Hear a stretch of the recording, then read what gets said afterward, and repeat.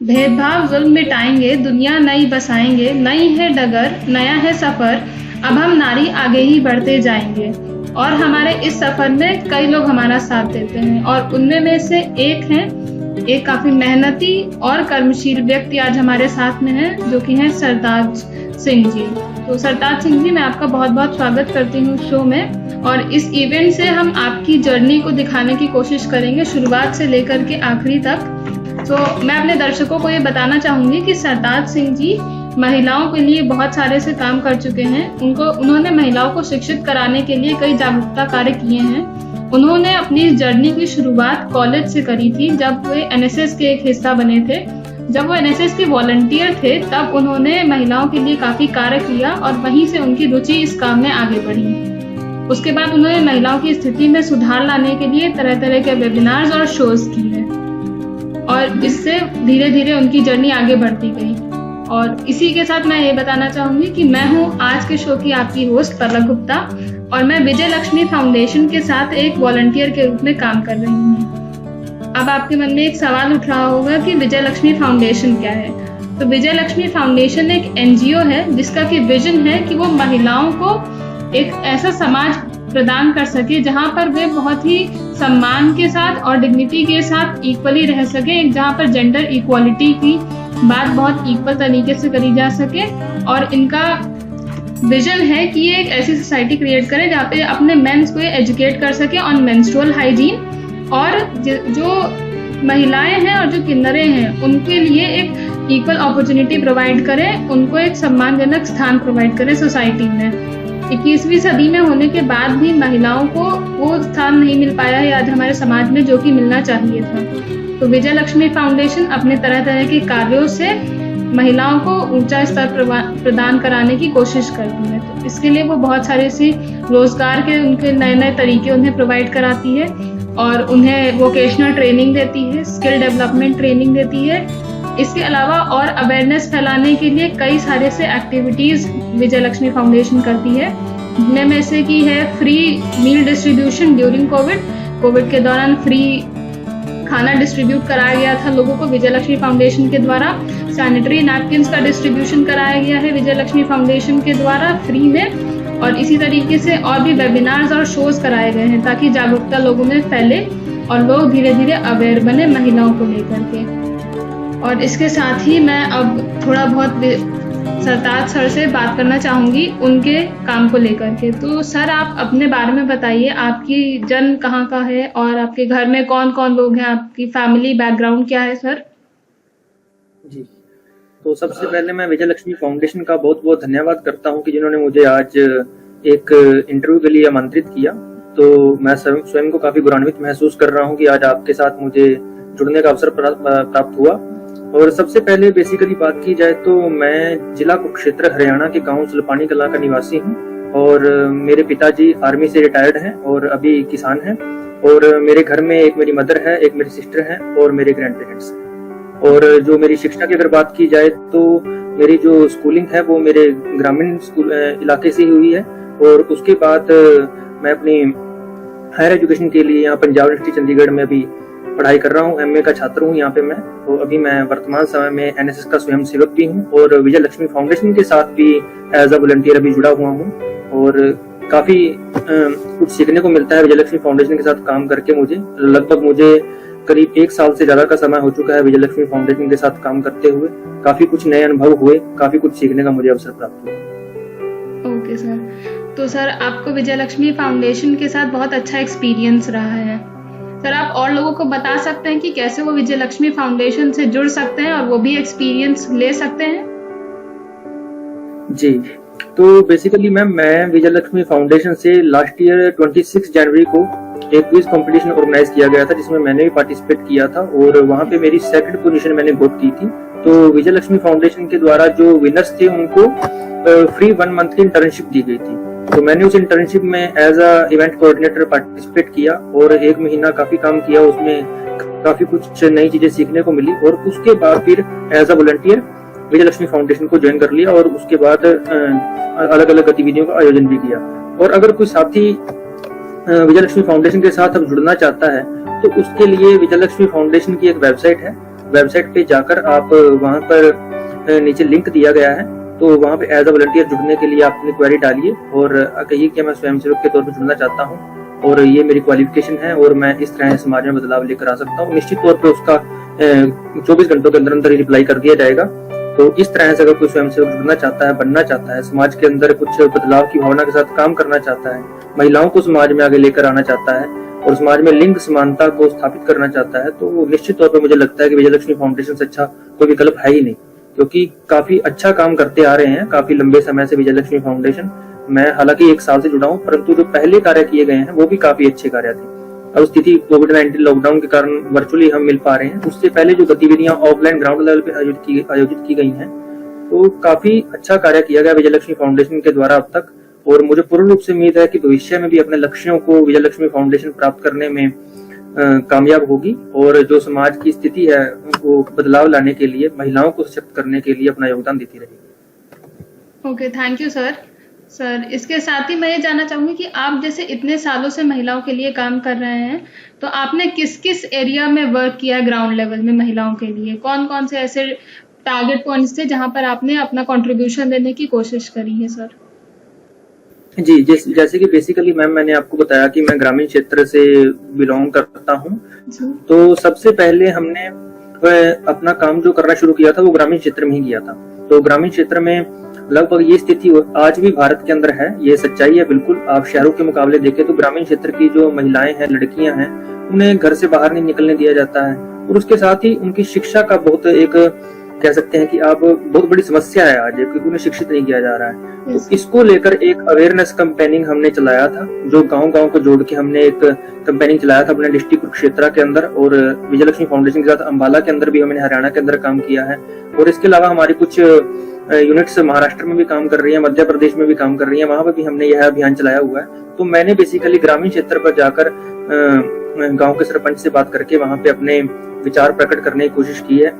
तो मेरा काफी अच्छा एक्सपीरियंस रहा है। मुझे पूर्ण रूप से उम्मीद है कि जहां पर भी मैंने काम किया है तो उसके बाद समाज ने मुझे एक पॉजिटिव उसका सकारात्मक रवैया दिखाया है कि हम आपके द्वारा जो हमें बताया गया है महिलाओं को समाज में आगे लेकर आने के लिए, तो हम निश्चित तौर पर आपकी बातों से सहमत हैं और महिलाओं को आगे लाने की कोशिश करेंगे। तो इसी तरह से अब भी मैं प्रयासरत हूँ। अब भी जब भी मेरे को कहीं पे दिखाई देता है कि यहाँ पर जेंडर डिस्क्रिमिनेशन हो रहा है, महिलाओं के साथ भेदभाव हो रहा है, तो वहां पर मैं उन्हें समझाने का प्रयास करता हूं।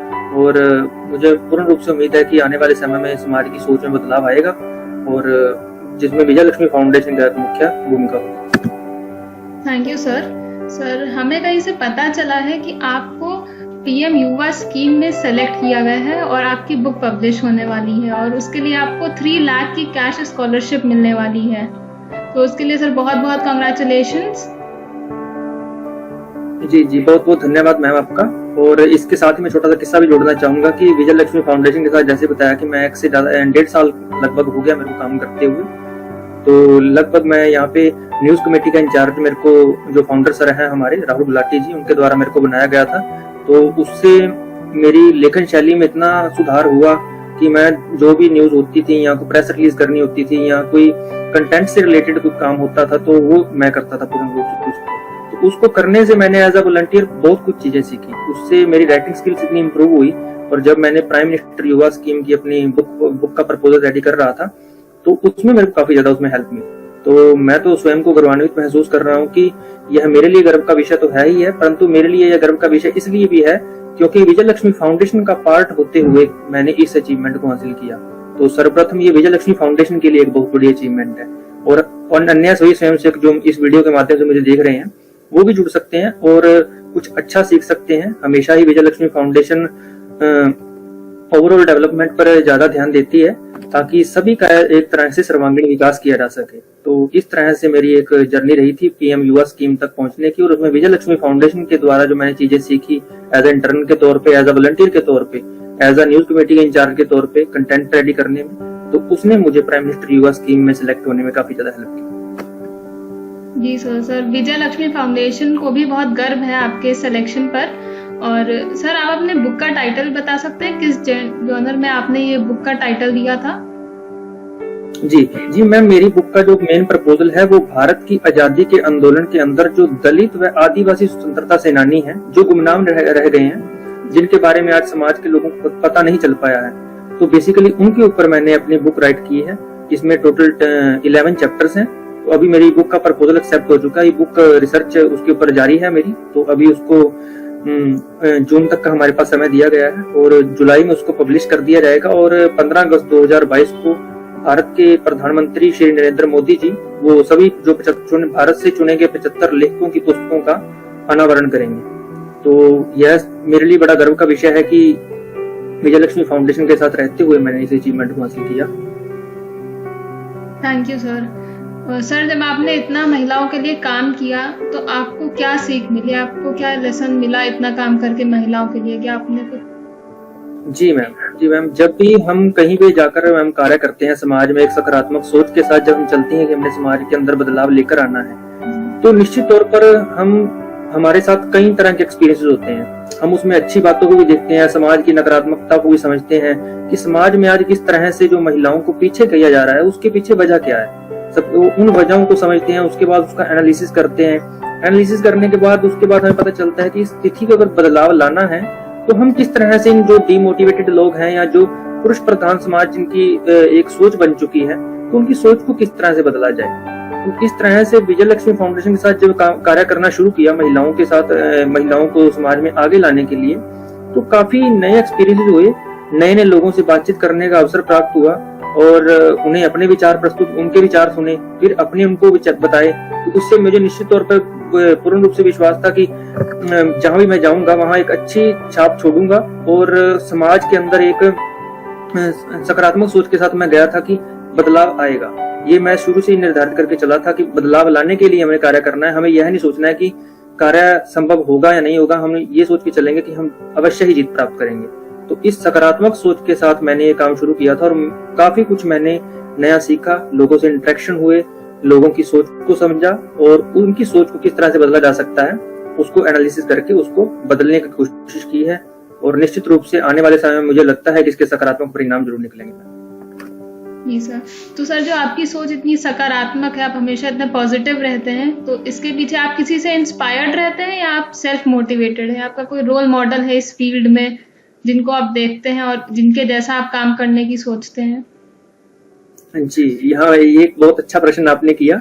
तो देखिए, रोल मॉडल हर एक व्यक्ति की जिंदगी में होता है जिसका हमेशा से ही व्यक्ति के जीवन में लाभ होता है। कोई छात्र होता है तो उसके जीवन में उसका रोल मॉडल जरूर होता है कि वह उन जैसा बनना चाहता है या कोई उनको इंस्पायर करता है। तो मैं यहाँ मेरे 2-3 टीचर्स हैं, मैं उनका नाम यहाँ आपको बताना चाहूंगा। सबसे पहले मैं जब ग्रेजुएशन के दौरान जब कुरुक्षेत्र यूनिवर्सिटी में था तो वहाँ पे डॉक्टर शालिनी शर्मा जी हैं जो कि एसोसिएट प्रोफेसर हैं पॉलिटिकल साइंस डिपार्टमेंट में। तो उन्होंने मुझे यहाँ तक पहुंचाने में, प्राइम मिनिस्टर युवा स्कीम तक पहुंचाने में बहुत सहायता की। जो भी मैंने उनसे गाइडेंस ली, कभी भी उनसे मैंने कुछ पूछना तो उसके बारे में उन्होंने मेरा सकारात्मक रूप से मार्गदर्शन किया। वे हमेशा ही स्वयं भी पॉजिटिव रहते हैं और दूसरों को भी पॉजिटिव करने का प्रयास करते हैं। तो उन्हीं की बदौलत मैंने इंडिया बुक ऑफ रिकॉर्ड में भी रिकॉर्ड होल्ड किया।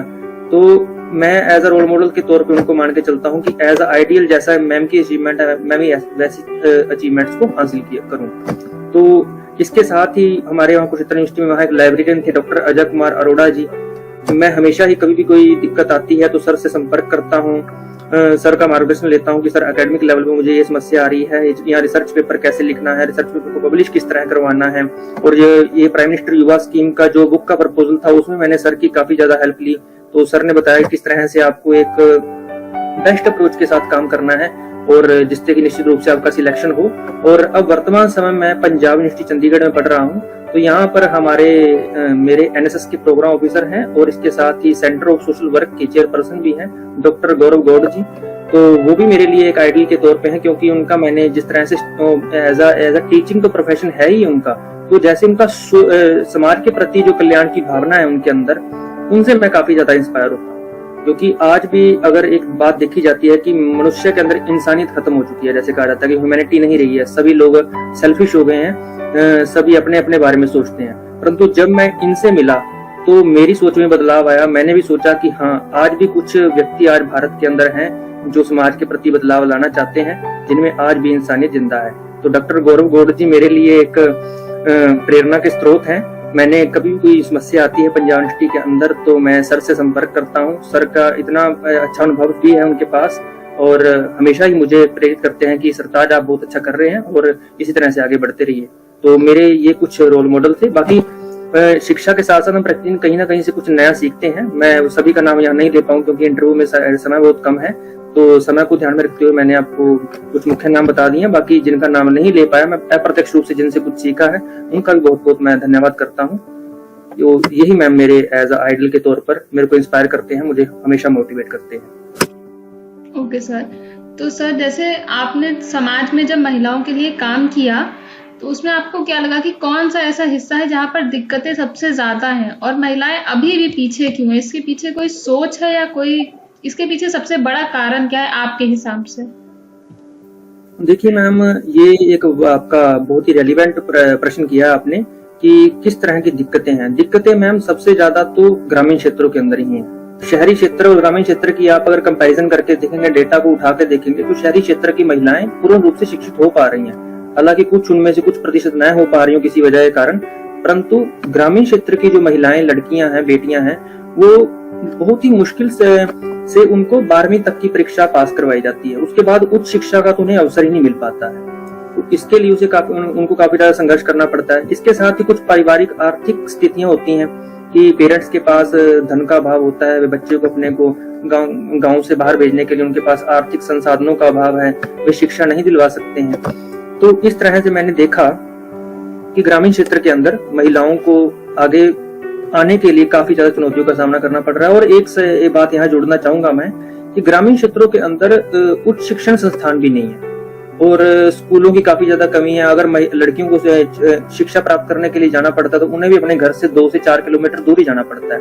हालांकि स्थिति ऐसी होनी चाहिए कि इसके बारे में सरकार को भी संज्ञान में लेना चाहिए कि प्रत्येक गांव में 12वीं तक का स्कूल तो निश्चित किया जाना चाहिए, जहां पर महिलाएं और पुरुष दोनों शिक्षा ले सकें। तो और उसके साथ ही हर एक जोन बना लिया जाए जिसके अंदर कुछ गांव आते हों और उसके अंदर एक ऐसा उच्च शिक्षण संस्थान बनाया जाए जहां पर जाकर वो अपनी हायर एजुकेशन ले सके। तो ये मुझे समस्याएं लगी हैं, तो इसके बारे में प्रपोजल भी भेजेंगे। अभी मैं राहुल सर से बात भी कर रहा था कि इसके बारे में कुछ संज्ञान में लिया जाए, हरियाणा सरकार के पास बताया जाए और एक लेटर डाली जाए कि इस तरह की ग्रामीण स्तर पर समस्याएं आ रही हैं महिलाओं को, तो आर्थिक रूप से उनको शिक्षा फ्री की जानी चाहिए 12वीं तक की। उसके बाद भी मैं चाहूंगा कि महिलाओं का तो एक वर्ग ऐसा है जो ग्रामीण क्षेत्र से आ रहा है कि उनके लिए तो उच्च शिक्षा भी मुफ्त कर दी जाए, तो उसमें कोई दो राय नहीं है। क्योंकि हमेशा से ही जब से भारत आजाद हुआ है तो तब से पुरुष प्रधान समाज की सोच बनी हुई है हमारे भारत के अंदर। हमेशा से ही महिलाएं पीड़ित हैं। तो एक लंबा अरसा हो चुका है महिलाओं को संघर्ष करते हुए अपने हक प्राप्त करने के लिए और अभी भी प्राप्त नहीं कर पाई हैं।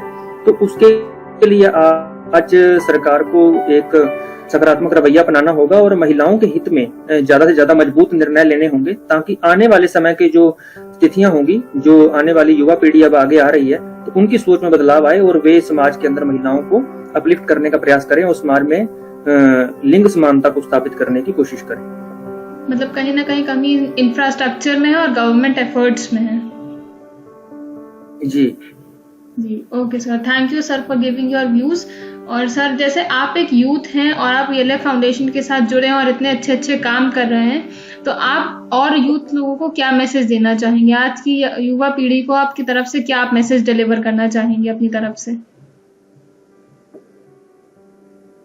देखिए मैम, मैं यूथ को तो मैसेज यही देना चाहूंगा कि एक सकारात्मक सोच रखिए अपनी। सबसे पहले तो एक सकारात्मक रवैये को बनाएं। उसके बाद आप समाज कल्याण के लिए अपनी शिक्षा करते हैं या कोई व्यवसाय करते हैं तो समाज कल्याण के लिए जरूर समय निकालें। और समाज कल्याण के अंदर आज सबसे अति महत्वपूर्ण जिसको मैं मानूंगा वो यही है कि महिलाओं को समाज में आगे लेकर आया जा सके। वुमेन एम्पावरमेंट आज के समय में काफी ज्यादा जरूरी है, क्योंकि आज जिस तरह से भारत के प्रधानमंत्री श्री नरेंद्र मोदी जी भारत को एक आत्मनिर्भर भारत बनाना चाहते हैं, भारत को वैश्विक स्तर पर ले जाकर विश्व शक्ति बनाना चाहते हैं, तो युवा वर्ग को आज इसके प्रति कार्य करते हुए आज समाज में अगर महिलाएं आगे नहीं आ पाएंगी तो किस तरह से भारत एक उन्नत भारत बन पाएगा, किस तरह से भारत एक संपूर्ण भारत बन पाएगा, आत्मनिर्भर किस तरह से बनेंगे। तो आज यूथ को मिलकर प्रयास करने होंगे। अगर समाज के अंदर महिलाएं पुरुषों के साथ कंधे से कंधा मिलाकर कार्य करेंगी तो निश्चित तौर पे आने वाले समय के अंदर भारत को विश्व शक्ति बनने से कोई नहीं रोक सकता है। तो ये सोच को साथ हमें आगे आना होगा, सकारात्मक सोच के साथ। समाज के अंदर आप जब काम करेंगे आपको बुराइयों का भी सामना करना पड़ सकता है, लोगों की बुरी सोच का भी सामना करना पड़ सकता है, परंतु आपको उससे घबराना नहीं है, आपको उससे नेगेटिव फील बिल्कुल नहीं करना है। तो यूथ को यही मैसेज है कि आप सकारात्मक सोच के साथ आएं और समाज कल्याण के प्रति अपने लक्ष्यों को प्राप्त करने के लिए हमेशा कार्यरत रहें, ताकि समाज के अंदर निश्चित तौर पर बदलाव लाया जा सके और भारत को एक विश्व शक्ति बनाते हुए वैश्विक स्तर पर भारत को एक अलग पहचान दिलवाई जा सके। Thank you sir for giving this beautiful message. और सर हमारे पास आपके लिए एक सरप्राइज वीडियो है, हम वो आपको दिखाना चाहते हैं। नमस्कार दोस्तों, मैं राहुल गुलाटी विजयलक्ष्मी फाउंडेशन से ये वीडियो मैसेज सरताज सिंह जी के लिए देना चाहता हूँ। हमारे बहुत ही हार्ड वर्किंग साथी, मुझे याद है कि एक कंपटीशन के जरिए हमारे साथ जुड़े और बहुत ही होनहार तरीके से उन्होंने एक पोजीशन भी हासिल किया उस कंपटीशन में। और उनके काम को, कार्य को देखते हुए हमने फैसला लिया कि इनको कोटे में शामिल कर लेना चाहिए।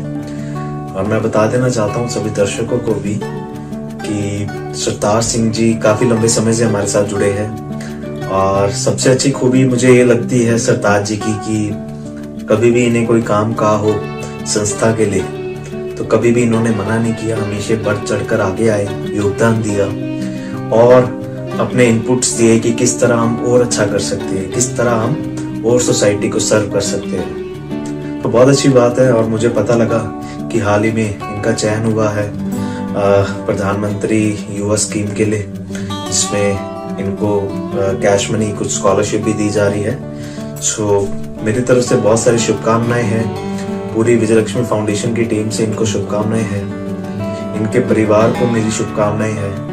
Thank you so much sir for your time. And sir आप आए, हमारे लिए अपना बहुत वैल्यूएबल टाइम आपने निकाला, so thank you so much sir for giving your time. और उसके साथ ही मैं अपने दर्शकों को ये बताना चाहूँगी कि अगर आपके पास भी कोई ऐसा व्यक्ति है जिसने इसी तरीके से महिलाओं के लिए काम किया है तो वो उनको नॉमिनेट कर सकते हैं और हमारे ईमेल आईडी पर मेल कर सकते हैं उनका नाम और उनकी स्टोरी। इसके अलावा विजयलक्ष्मी फाउंडेशन के अलग अलग सोशल मीडिया हैंडल्स में आप उन पर भी जाकर के हमें फॉलो कर सकते हैं। हमारी वेबसाइट है, आप उसे भी विजिट कर सकते हैं और वहाँ पर भी जा करके भी आप वॉलंटियर या फिर नॉमिनेट करने का काम कर सकते हैं। इसके साथ ही साथ अब मैं इस शो को एंड करना चाहूँगी अपनी 2 लाइनों के साथ।